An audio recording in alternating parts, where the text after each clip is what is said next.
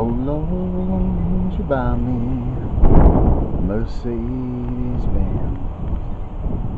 My friends all got Porsches, I must make amends. Worked hard all my life just to make the end. So oh Lord, won't you buy me a Mercedes-Benz? Oh Lord, won't you buy me a Mercedes-Benz? My friends all got Porsches, I must make amends. Worked hard all my life just to make amends.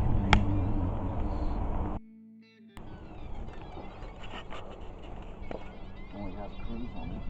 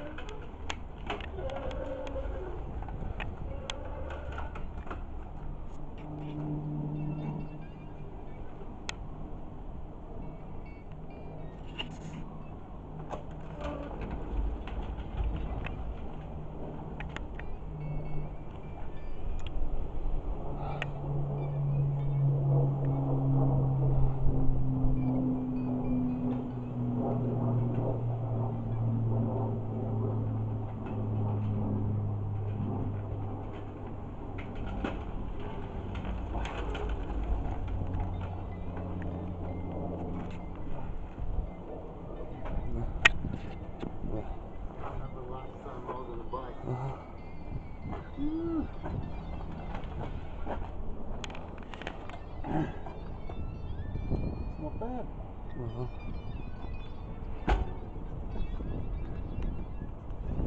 Fine, 50 cents. 50 cents.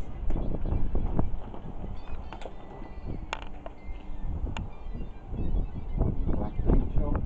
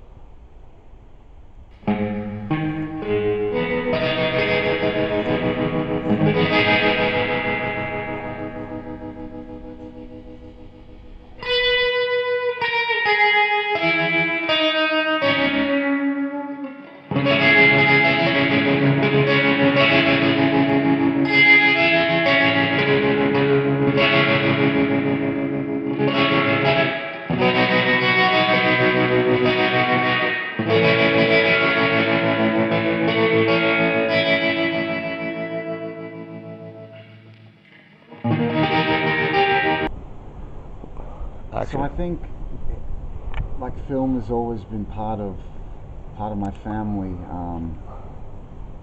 My grandfather, Charles Shaw, he wrote a book called Heaven Knows Mr. Allison, which was made into a Hollywood movie starring Robert Mitchum, and it's about an American army officer who gets stuck on an island during the Second World War with a nun. And so he wrote this book called Heaven Knows Mr. Allison, and then he sold it to some big Hollywood studio, and they made it into a movie. And I guess that was always kind of a bit of a point of reference through my family. There was always the legend of, you know, grandfather Charles Shaw that you know, to a certain extent made it in the movie business. Like, he sold the script to a big Hollywood studio. And I've always just loved films, loved cinema. I can remember having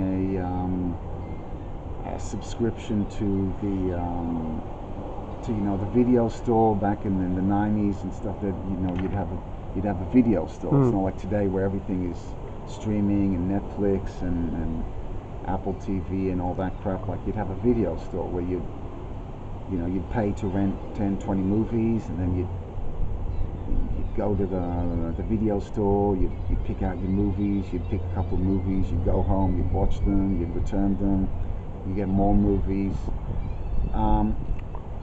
But the way that I really started acting was that there was a film department in my school when I was around 17, 18, and these guys started calling me up, you know, to do movies. I remember doing a science fiction movie. I remember doing a Ninja Turtles movie. I remember doing some kind of semi-porno movie. And then that sort of continued into my 20s, doing little ads or little bit parts in movies. I suppose it always worked out well because I'd be playing music at night, and during the day I'd have nothing to do. I think in my 20s, and when I was 25, 26, I had a girlfriend that was working in in some sort of movie agency. So she started, you know, getting me parts in all kinds of stuff, and slowly that just morphed more into a deeper love of cinema, of acting, of how to become a better actor, how to make bigger movies, how to land leading roles. You know what I mean? As an actor, what you essentially want to do is have a leading role. You know, not a tiny little part in a movie. You know, where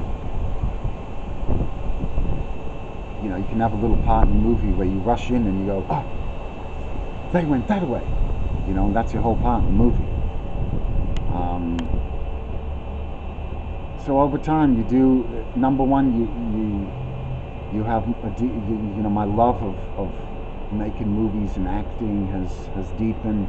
At the same time, you have more and more confidence. You know, you're able to carry a whole a leading part, a leading role in a movie. You know.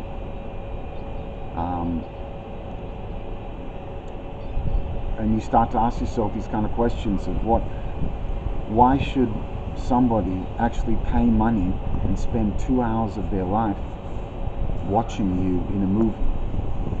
Or what is going to be interesting enough about you that people are going to want to watch you for 2 hours? Because if you're boring, you know, nobody's going to watch you for 2 hours in a movie.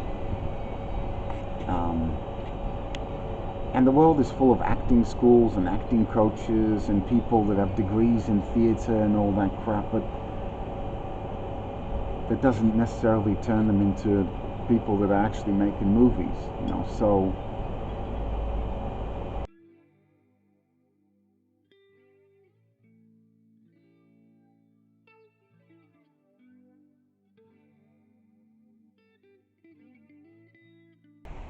a good piece of cinema?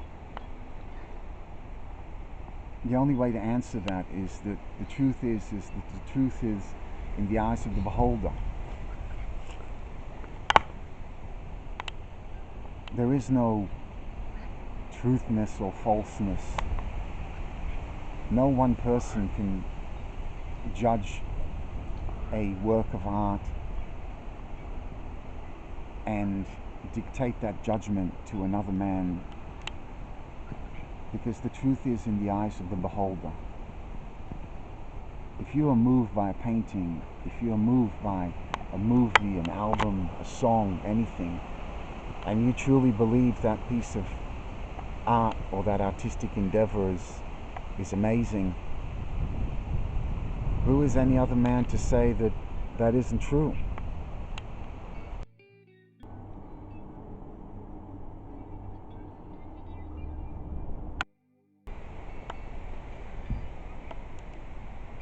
Oh wait, let me think a little.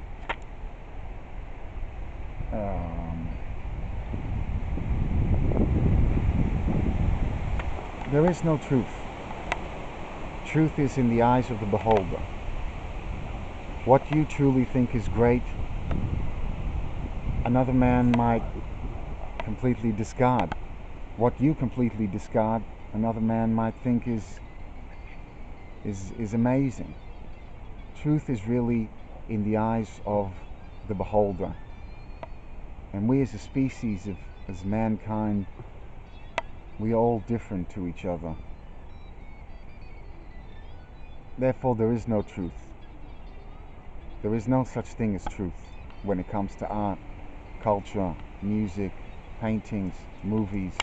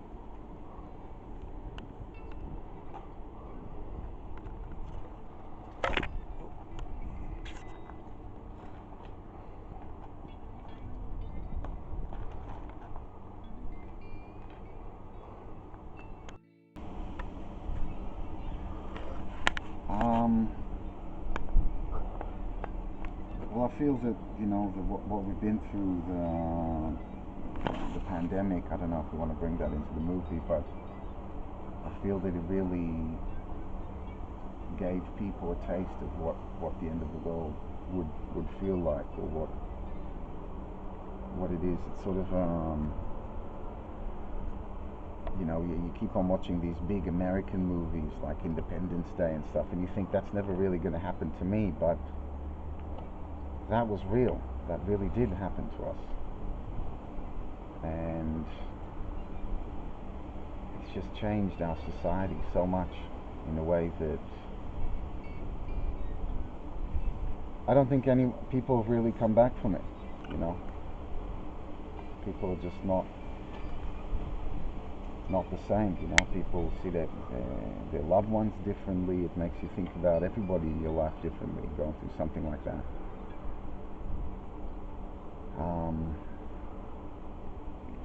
Makes you value life too. Makes you cherish life too. I think makes you feel lucky for the simplest freedoms. The minute you have your simplest freedoms taken away from you enjoy the simple things so much more. Like taking a walk in the park. Like having a breath of fresh air, like having a good coffee with a friend, like that first puff on a cigarette after a long hard day's work, very grounding, very humbling experience.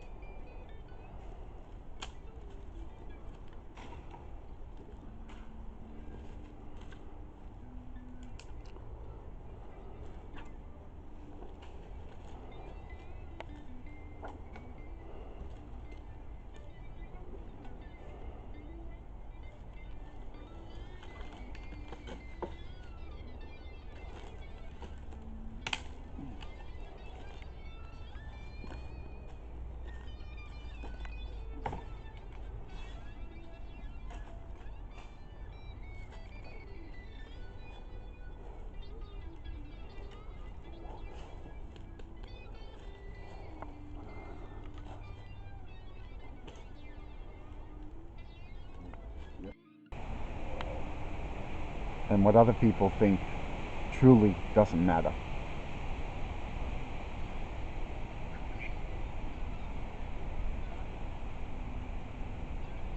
Yeah, I'm done. I don't know what else to say. What about music? Music is a weird one. Music is a strange one. 30 years on stage. The strangest thing about music is that it's not a tangible thing that we can touch. If I look at this branch, I can touch it. It's here in front of me. I can see it. I can package it. I can store it. I can sell it. Maybe nobody else is going to buy it, but it's still a tangible thing. Music cannot be touched.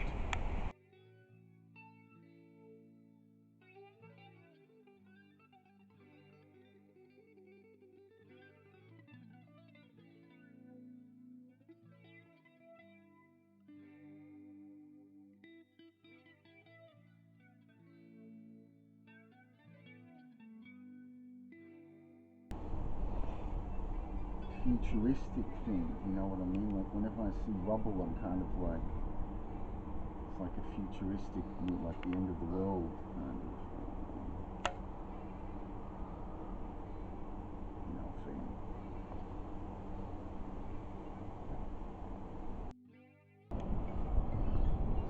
Okay. Why don't we do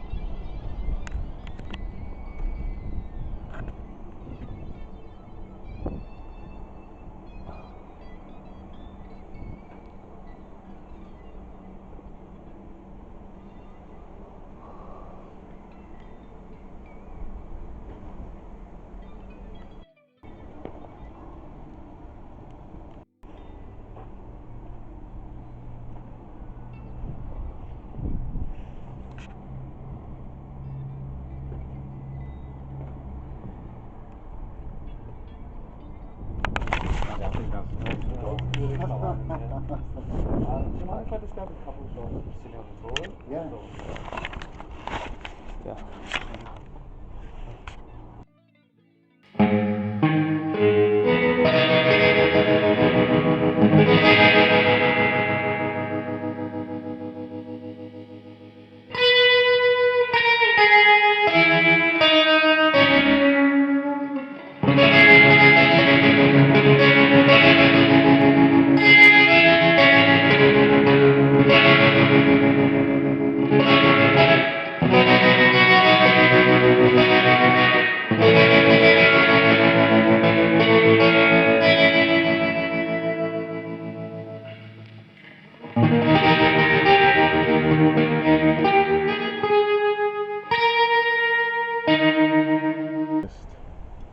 As a person who creates art, as a person who loves art,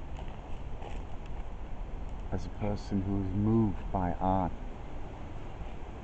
the sum of all things comes down to one thing, and that is emotion. Does an artistic project invoke emotion? Whether it be movies, music, literature, is it something that makes us elevated? Is it something that brings us down, that brings us up, that makes us understand life in a deeper way, that makes us connect to our existence and to our being in a deeper way? How can one judge a good piece of art? How do you become that person who is number one, somewhat of a professional, trained as an actor, and number two, a guy that people want to watch? I imagine people do want to watch Johnny Depp in a movie for 2 hours, because he is interesting and he is quirky.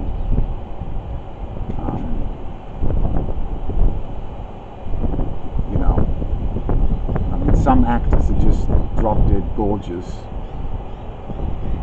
but some people, Robert De Niro is not one of the greatest actors of all time because he's one of the most gorgeous men of all time. He's just an amazing actor. And to a certain extent, I suppose acting is also the secret.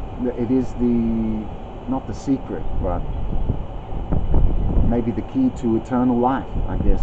When they say marry a writer and you'll live forever, it's the same thing as being an actor. Be an actor, get in a cult movie, and that cult movie will live forever with you in it. You could be dead the next week after they finish shooting, but if it's a really great movie that stands the test of time, be it Casablanca, Pulp Fiction, Taxi Driver, Heat, Goodfellas, those movies just stand the test of time. They're just going to live forever.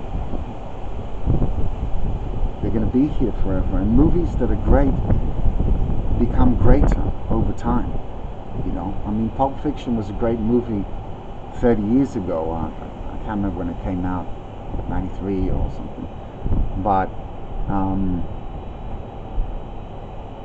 movies that are great become greater over time. Albums that are great become greater over time. You could put on Nevermind by Nirvana today, now, in 2022, and it would still sound like the future of rock and roll. It would sound like, if Nevermind by Nirvana came out tomorrow, that would still sound like the future of rock and roll. If Pulp Fiction came out tomorrow, if somebody was living in a box under a rock in the middle of nowhere for the past 40 years, disconnected from society, and you brought him in and you showed him Pulp Fiction for the first time, it's not a movie that he wouldn't feel that this movie was dated or that it belongs back in the 90s, you know. Some music, when you listen to some of the tracks out of the 80s, you know, you listen to some music out of the 80s and you think, yep, that was 80s and that stayed in the 80s and that defined the 80s.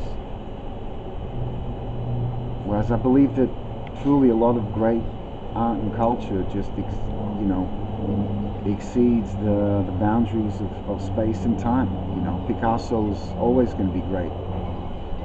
In 100 years from now, he's still going to look like the future of art. You know, Pulp Fiction's still going to look like the future of cinema. Nevermind by Nirvana is still going to sound like the future of rock and roll. Jimi Hendrix is still going to sound like the future of guitar playing.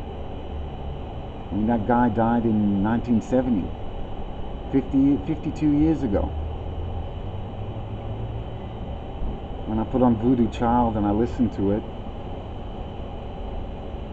it just sounds like the future of guitar playing. It sounds like this guy invented the future of guitar playing.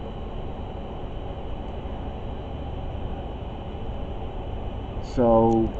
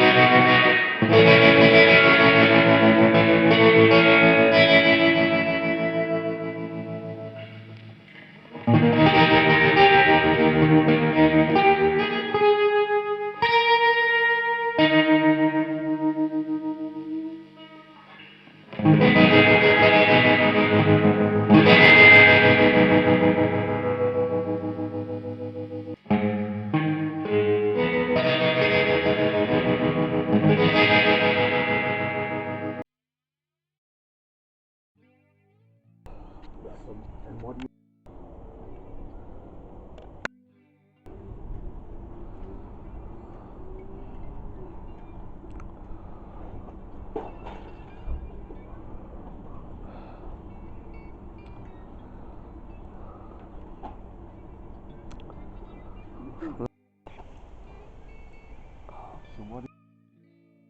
It is simply an emotional experience invoked by one person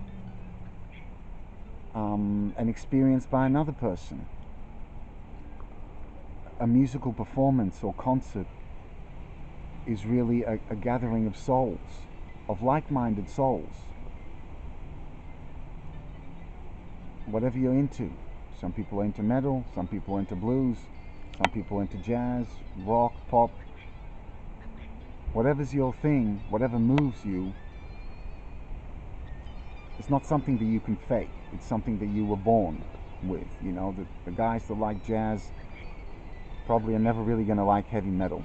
The guys that like heavy metal probably will never really like avant-garde jazz.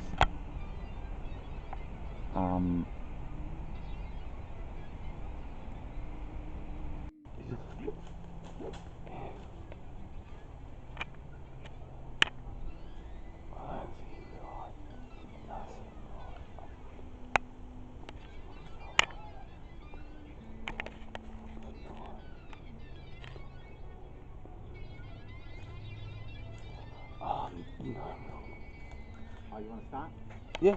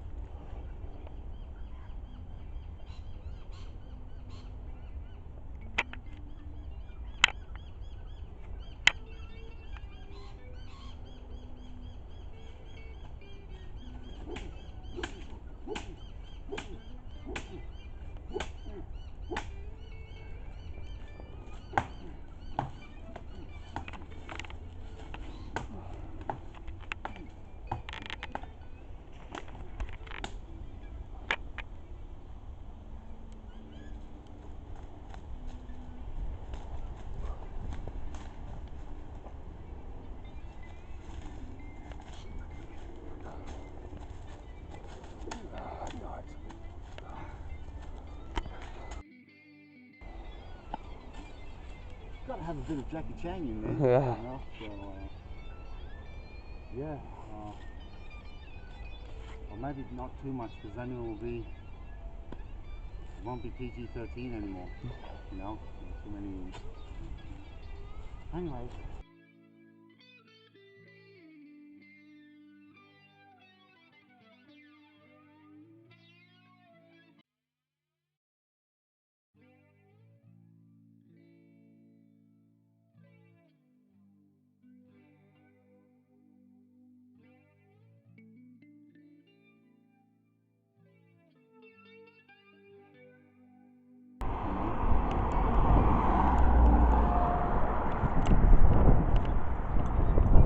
Have mercy.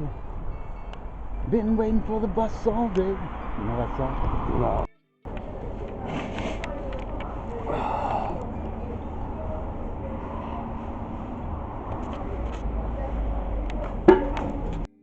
Look, I think that as far as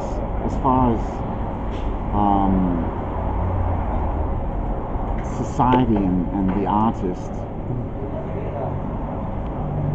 first of all, there's two kinds of people in society. There's people that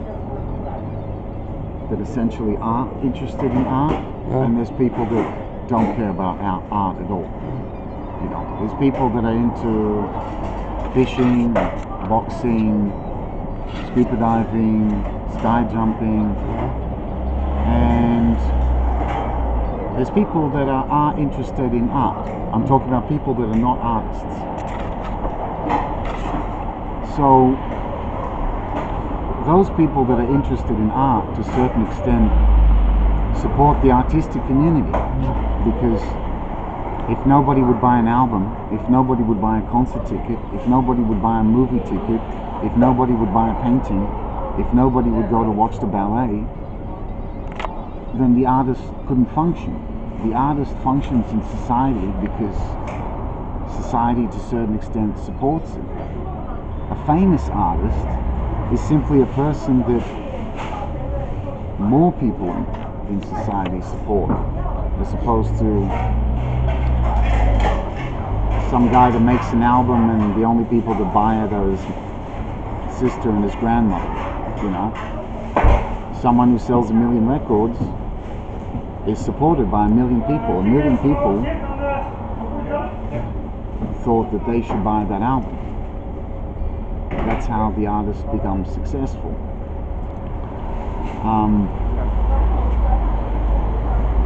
Society needs art, but at the same time, society abuses its artists, and society doesn't fully understand its artists. Nobody understood Van Gogh. Nobody understands some strange songwriter sitting in his basement writing songs, but at the same time everybody wants to listen to the new hit single on the radio at 7 o'clock in the morning when they're going to school. You know what I mean? So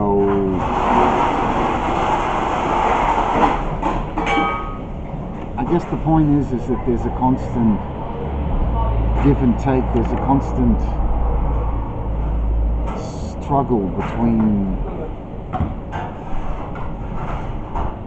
the artist and society. You know what I mean? The artist is constantly trying to be recognized, trying to be appreciated, trying to be loved, adored.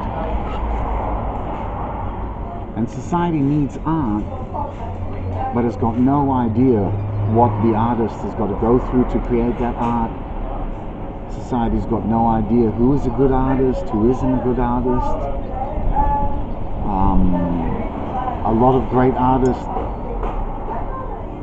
get swept under the bus, get forgotten, die before they achieve any fame,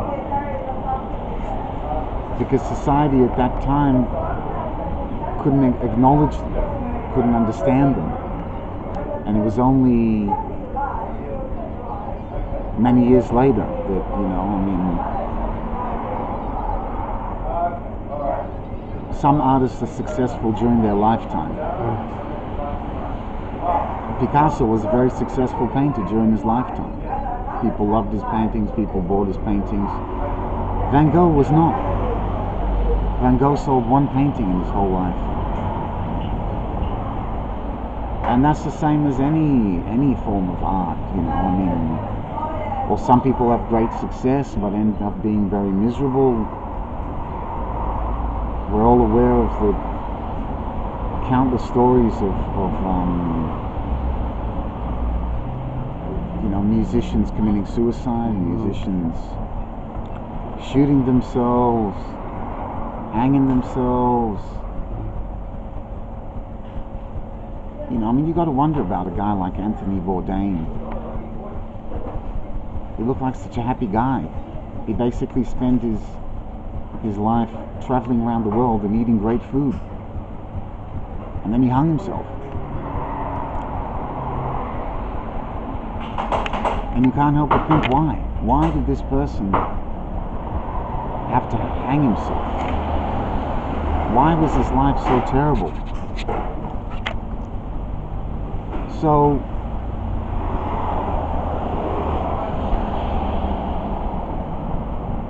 what can society learn from artists?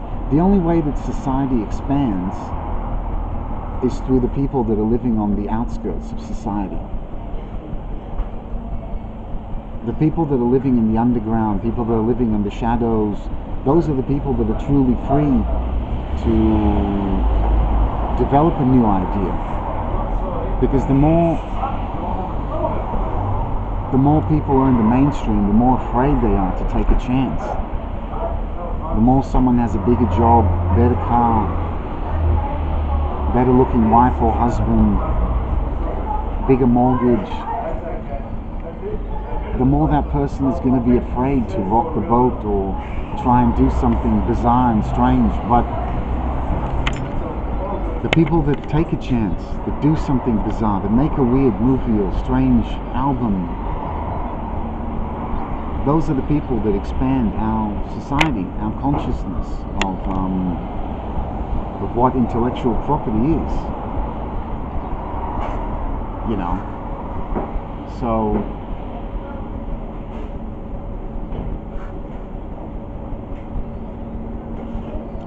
what is the answer to it all? What can society learn from artists? Society enjoys artists. Everybody enjoys a good movie. Everybody enjoys a good album. Everybody enjoys a good painting. But nobody wants to see the miserable painter, songwriter, or writer behind all that. You know,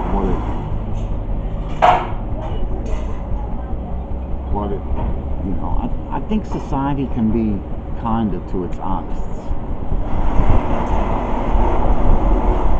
But at the same time, when artists get too successful, they become lazy.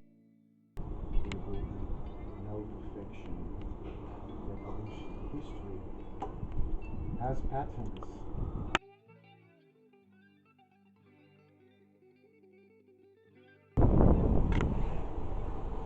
Soaking up the sunshine.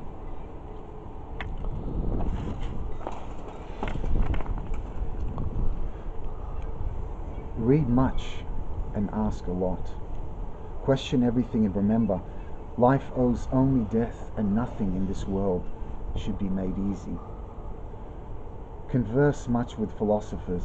Listen to both jazz albums and classical music. Paint and draw. Film many. Culture is everything.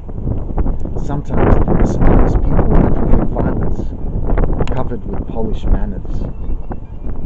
One must be the smartest person in the room, if not, clear the earth's surface and assist that person to enlightenment. Smile when explaining what is killing your interior world. It will infect them with that same position, because everyone privately prays for a downfall without building an ideology to replace it. You'll know them. A draw of attention in a group. Invite trends. Groomed and well-liked. There is a price to pay when you're thinking for yourself. It takes more than courage to be powerful and humble at the same time. Be that. If not, destroy what's around you. Open clouds and open skies for a white beast to come down and flatten all philosophy.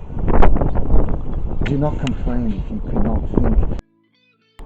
Do not complain if you cannot think in higher standards to the norm and be an individual while a part of society. A commandant. Do not make this a face value of truth. Refute after thinking. Remember, if people are involved, there will be no perfect revelation. History has patterns. Relativism is underrated. Sorry about that. Relativism is underrated by mainstream. There is no other like the one who remains an original innovator, who is humble and daily processes to be better in each of their actions. Society is better as such.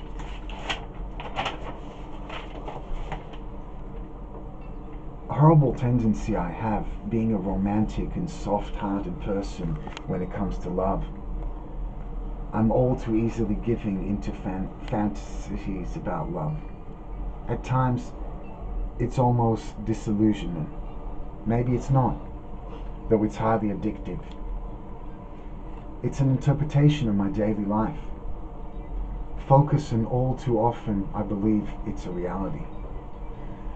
Though I don't consider it a flaw to believe that true love actually exists and the life between two soulmates isn't emulation but the template of romantic art.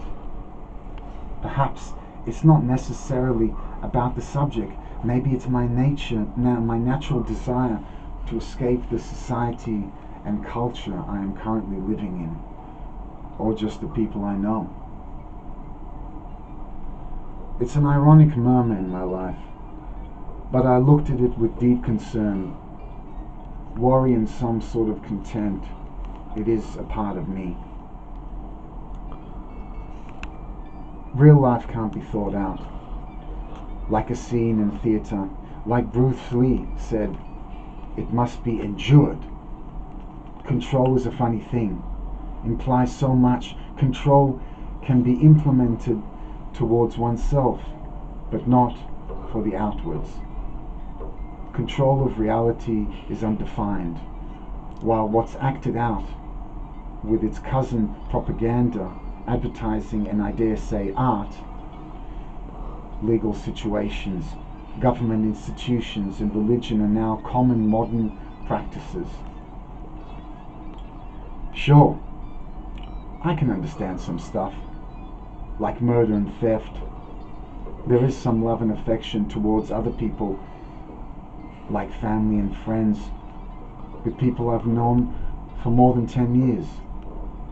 Not to support capitalism or material wealth, but when I work for money, I do reward myself something of value, like a book, to which the points are understandable. Control. Worry about yourself. Rather worry about the external. Why? It's the only thing that anyone can purely control is themselves. I have thoughts of it, where resentment motivating my hands to bloody murder, and sure, jealous of another material position I would like to own myself, but no, I'll never have. Sure, reading this, it may look like an issue of myself and emotions. There are running thoughts of prevention, treatment, avoidance, learning in hindsight, not so much for the greater good of society, but personal revelation. There are a myth and a nostalgia, good advice and self-help books, conversations with friends and random stories to be told. All in all, controlled action can provide valuable contributions. to reality.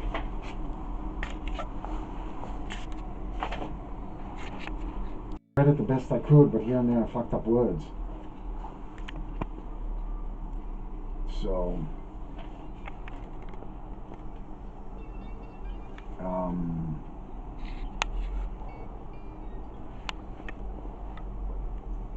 thoughts that I have, I mean,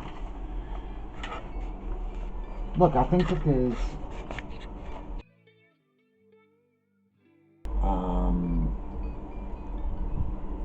well, I think that before we were talking about the artist's position in society. This text isn't so much about the artist's position in society, it's more about the individual's position in society, you know, which is different.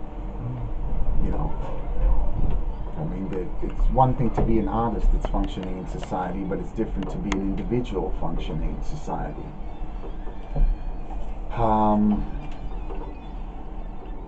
And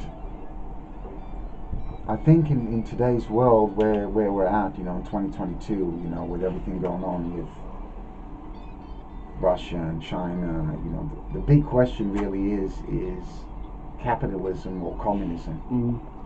And capitalism is all about free thought. It's about free speech. It's about human rights.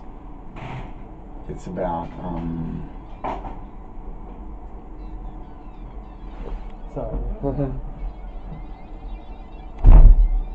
you know, it's all about, like,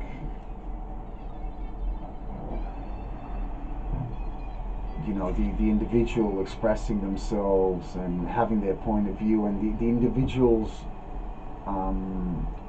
voice and outlook matters in capitalism, whereas in communism it doesn't. You know, communist regimes are not about personal growth, and I'm not saying that's good and bad. I'm just saying that that's how it is. You know, communism is not about free speech. It's not about the right to express yourself. It's not about innovation or invention.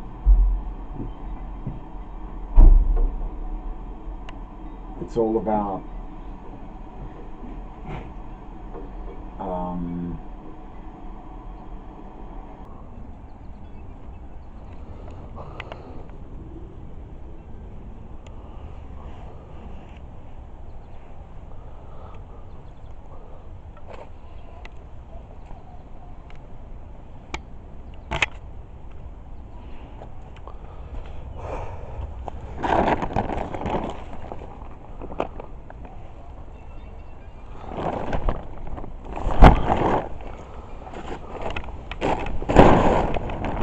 Whoa.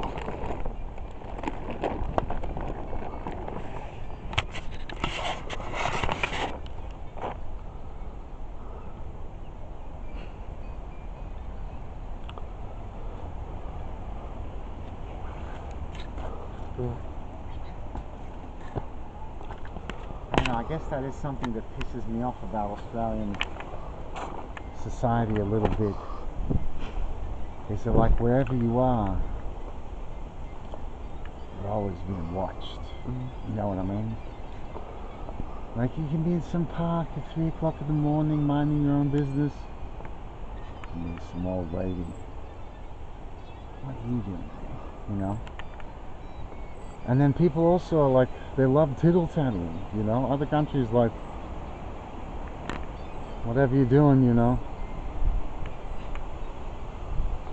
nobody bothers. They leave you alone. Whereas here it's like, you're looking at you saying, what's he doing there? And then they have to call the fire department or the 5-0 to do it. Or he was sitting under a tree. And that can be tiring. Anyway, Yeah. shall we move along?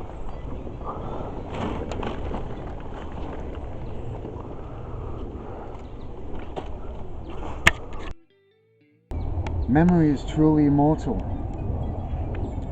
whether it's in art or another. If it's not honest and a result of hard work, it's pointless. If it's not the progressive of your work, it's pointless. Every day must work to leave a stain. But I support the arts and humanities, both or either. The rest is useless human activity.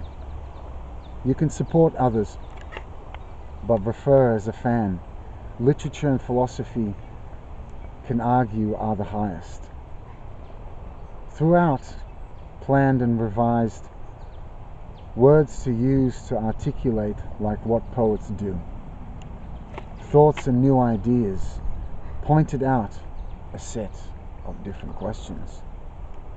Learning to create art, any art, is a healthy form of indulging all parts of life, including anger and hate, not to encourage it, not for encouraging others to follow through and act on it. You can learn about yourself, not in mere talent and skill.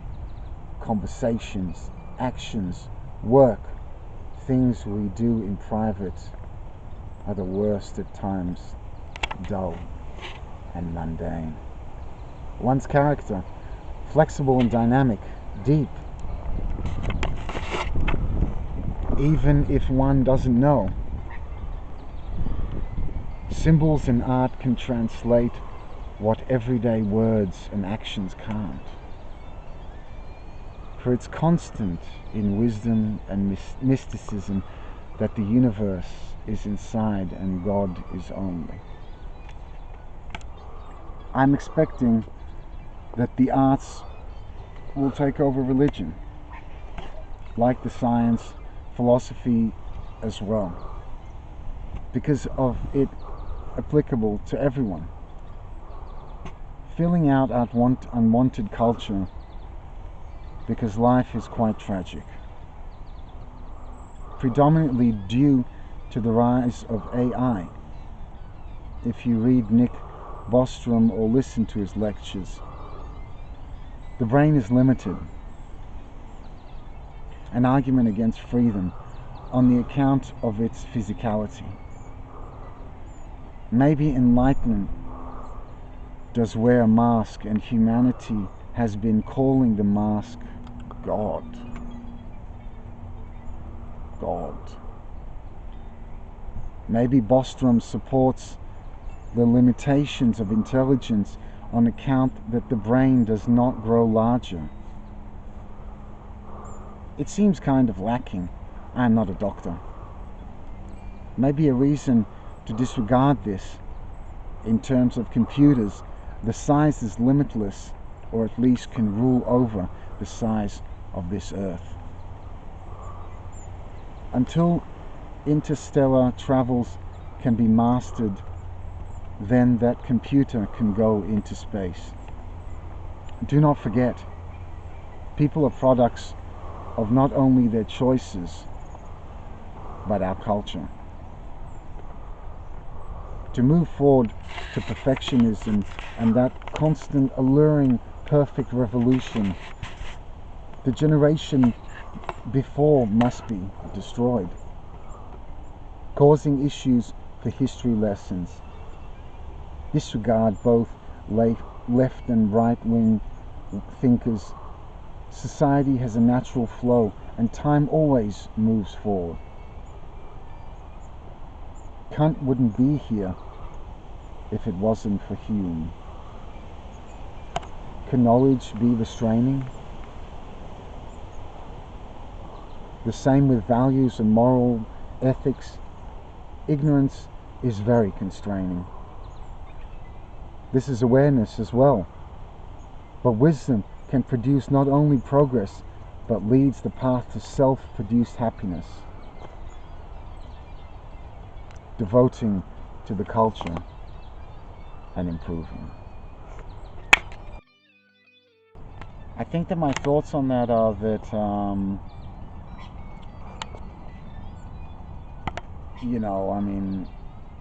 you meet a lot of like older guys or like 60s or 70s, and in generation that generation, I think, is are they called the baby boomers? I don't know exactly what they're called, but I mean, I'm talking about guys that are late 50s, 60s, 70s, and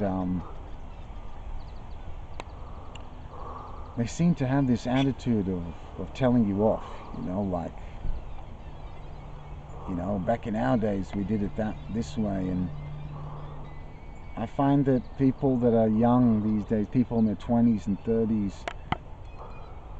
when they're faced with the reality of life, it's a much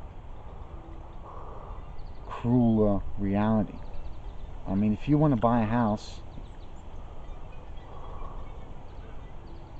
what are we talking? We're talking 1.7, $2 million, where, I mean, oh, I arrived in Australia when I was such and such age with $10 in my pocket, and yeah, back then you could arrive with $10 in your pocket and buy a house for $100 and stuff. I mean, today you can arrive in Australia with $1,000 and it won't get you to the end of the month, and I find that there is a societal there is a gap in society between the older generation and what they think that it takes to make it in life, as opposed to the young generation who are actually dealing with life. And it's a very big gap, and it needs to be talked about. I mean, the point being is that back in your day, it was just a lot easier to make something out of yourself. I'm coming from nothing, became educated. So bow down to this white trash god. I learn aesthetics, like how I'm learning philosophy, only to transform wisdom into simple words to add value to someone's life. But sometimes, when you're young and able to take in the ideals and apply them into your own life, you'll get turned down. I might seem full of myself, but at one stage, being a pill junkie, inspired by a trench coat with AKs during a time when Bill Clinton got his blowjobs, Satan speaks in heavy metal, and Marilyn Manson gets blamed. Be another guy. Why? When I can be my God, the only pledge of alliance I'm willing to take is the ode to myself, and I can go deeper if the other can bang out more than poetry. I forget about Caesar because I want to meet Nero. With all particular character traits that make us solely special, as the meaning of ignorance is without knowing, because we cannot experience another's life or moments as our vascularity often provides us. Limitations and our ignorance dismiss ways of expression. As aesthetic judgment is often diluted through our own emotions. Why? Our private, particular and personal experience, the importance of Ingmar Bergman films wouldn't be as important to other as it is to myself. For he is brave enough to take our very intimate moments of life, display it publicly in such a way that the beauty that he presents it beautiful. The loss of a child is devastating to a father. Potentially failing as a person for the mother. What I learned from the film The Brink of Life, besides death, not one of discrimination, that throughout death itself life is merely only a series of losses, and how we handle it once experienced it still attuned. To quote Wittgenstein, death is not an experience in life. When relating to one's death, and no matter what, there will be another me, rendering me special in my own light. Muse when I transcend into those ideals before death. My Machiavelli lives on. With Plato thinking that all poets are liars, poets using such words as must, should, could, using memory as speculation towards the future. Reading the Symposium by Plato. The value of art in its entirety I began to look at, beyond the veil of beauty that it provides. Beauty alone cannot be truth or wisdom, at least within the rational mind. Beauty itself leads to having just wanting possessions itself, acting or greed. Art itself generally uses beauty for attraction. Plato, for me, infamous for sparking questions rather than providing answers. Whether we can give something of higher right order, let alone butterflies in the stomach. Aesthetic value comes only from personal reflection.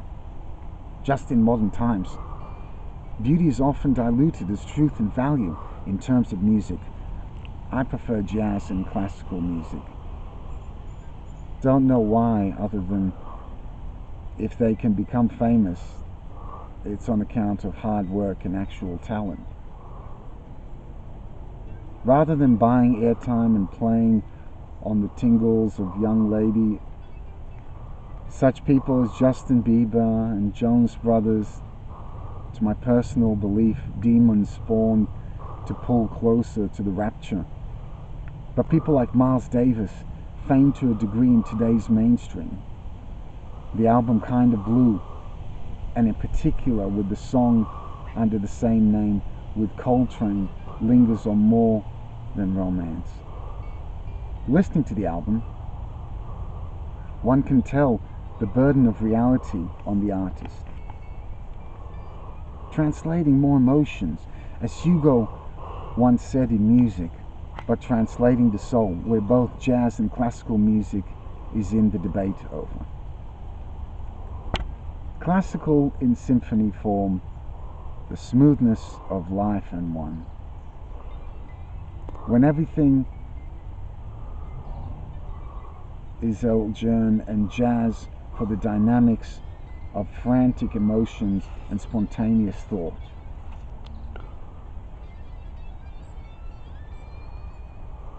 Say what you want about Kant, or Hume for that subject, where never before the thinking behind philosophical words, statements, affirmations, questions, or whatever the philosopher had presented, and of course, even outside this, beauty is objective. Though I do not want to put forth what else art brings to our own life, being alive itself is beautiful to everyone. But what our actions contribute, or what we avoid doing, to reality makes life something of worth. With the basis of Kant's interpretation of what makes something beautiful to one, think about what value it does. In hypothetical, I can be the most physically beautiful man alive, but when I open my mouth, everything that is swallowed and ignored is.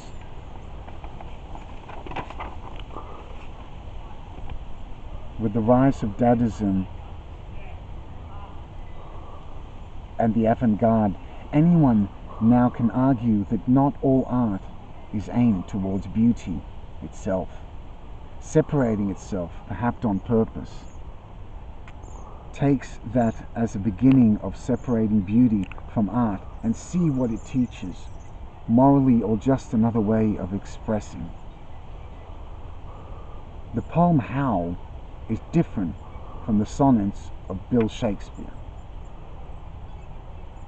Like John Dewey advocated, the process of creation and how it's viewed makes it art.